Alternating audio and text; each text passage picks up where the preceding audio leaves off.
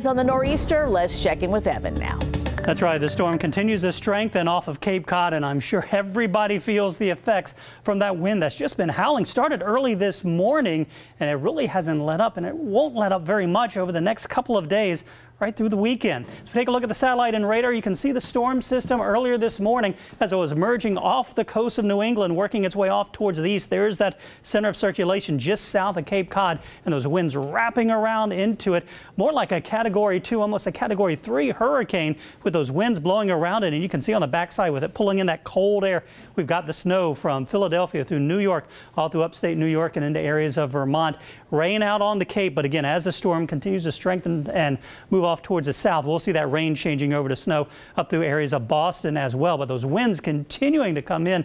Gusts today peaking at around 63 miles per hour at Memphis, 64 Wallops Island. We had that 75 mile per hour gust down in Avon, and Chincoteague had a 70 mile per hour gust, 47 in Norfolk, 55 in Newport News, 47 in Currituck, 45 mile per hour gust in Mania. Winds pretty strong inland too. A lot of times these are really concentrated along the coast, and that's where we have seen those 60 mile per hour plus gusts, but still 53 in Richmond and a 55 mile per hour gust in Williamsburg. And those winds will continue this evening and through the overnight. Again, notice those winds up along the eastern shore gusting into the 60s, and we'll likely see those gusts in the 40s and 50s right through the evening and the overnight and into tomorrow morning. Another chilly day with temperatures likely not getting out of the 40s through the afternoon tomorrow.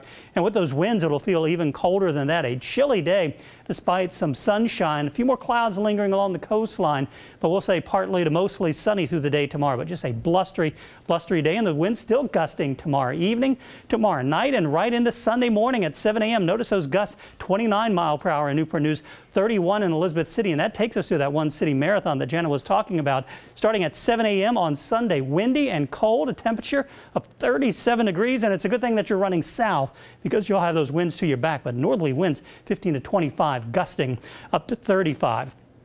Around Hampton Roads right now, we do have the partly cloudy skies, and we're watching the tides as well, and that's the other big story as the tide levels will be going up to this afternoon or this evening's high tide at Sewell's Point about 4 feet. That's right at the minor or a nuisance flooding stage. Once you get to 4.5 feet, that's minor, and that'll be about 5 feet into tomorrow morning at 10 a.m. 10:26 in the evening tomorrow night, 5.5 feet or so.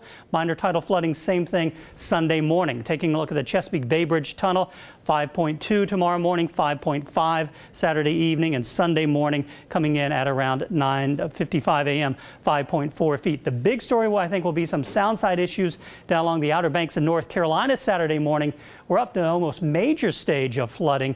7.1 into Saturday evening, and Sunday those tide levels start to go down. So again, the tides will be the big issue. Outside right now, we've got the cloudy skies along the ocean front, 54 degrees, winds coming in out of the northwest at 20 miles per hour. But again, we've got those higher gusts. And notice tomorrow only 48 degrees, windy conditions again, and those high tides. 46 on Sunday, so a chilly day, 50 on Monday.